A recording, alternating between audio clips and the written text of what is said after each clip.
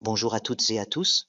Dans cet épisode, nous allons examiner en profondeur les transformations remarquables de la diplomatie algérienne.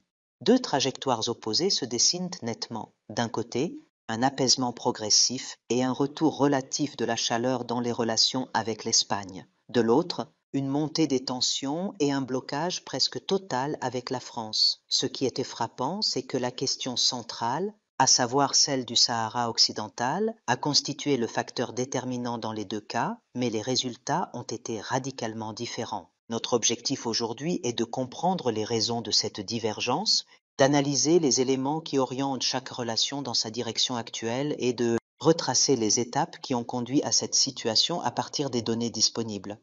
Commençons par le volet espagnol, où le tableau apparaît plus positif. On dirait que les relations reprennent leur cours normal, avec prudence certes, mais de façon tangible. Un signe marquant a été la rencontre entre le ministre algérien des Affaires étrangères, Ahmed Attaf, et son homologue espagnol, José Manuel Albarès, en marge des travaux des Nations unies.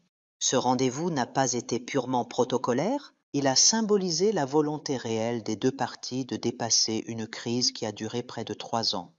Le chef de la diplomatie espagnole a tenu à mettre en avant les avancées réalisées, soulignant une volonté commune de relancer la coopération. Il a même mentionné l'augmentation spectaculaire des exportations espagnoles vers l'Algérie qui ont doublé.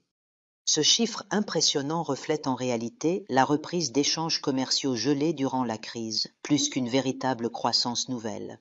L'approche actuelle de Madrid repose sur une forte pragmatique économique et les résultats commencent à apparaître. Les deux pays reconstruisent pas à pas une confiance ébranlée. Certes, la crise a été sévère, mais elle n'a jamais atteint le stade de la rupture totale, comme c'est le cas avec la France. Le communiqué publié par la diplomatie algérienne après cette rencontre a d'ailleurs évoqué des progrès dans le renforcement du partenariat bilatéral, notamment sur le plan économique, signe d'une volonté de reconstruction globale et pas seulement commerciale. Mais la question du Sahara occidental reste la limite incontournable de ce rapprochement.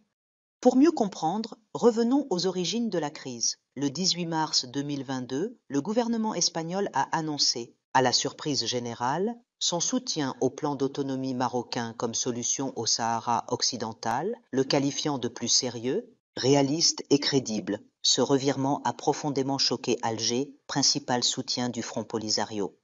Dès le lendemain, l'Algérie a rappelé son ambassadeur de Madrid et les relations diplomatiques et commerciales se sont fortement détériorées, à l'exception du secteur énergétique. Mais, contrairement au cas français, les canaux n'ont jamais été complètement fermés. Fin 2023, l'Algérie a renvoyé son ambassadeur à Madrid, puis en novembre a levé les restrictions commerciales imposées à l'Espagne. Cette détente illustre le pragmatisme des deux parties. Le gel des échanges nuisait à leurs intérêts communs, il fallait donc rétablir la dynamique économique. Les chiffres parlent d'eux-mêmes. Au cours des premiers mois de l'année 2025, la valeur des exportations espagnoles vers l'Algérie a atteint environ 900 millions d'euros, soit plus de 4 fois le niveau de l'année précédente. Les secteurs bénéficiaires sont variés: céramique, produits alimentaires, agricoles, équipements industriels et produits chimiques. Cette reprise s'explique par la demande accumulée durant la période des restrictions, mais aussi par la volonté des entreprises espagnoles de regagner rapidement leur part de marché. L'existence d'une infrastructure logistique et commerciale solide a également facilité la reprise. Quant au gaz, il est resté totalement à l'écart des tensions politiques. Les livraisons algériennes vers l'Espagne n'ont jamais cessé, protégées par des contrats de long terme, assortis de clauses juridiques strictes et de mécanismes d'arbitrage international. Impossible donc d'utiliser le gaz comme arme politique sans subir de lourdes pertes. Dans l'ensemble, la logique des intérêts partagés guide le rapprochement algéro-espagnol, sans pour autant que l'Algérie renonce à sa position ferme sur le Sahara. Reste la question, cette dynamique économique pourra-t-elle se maintenir sans règlement politique du différend de fond?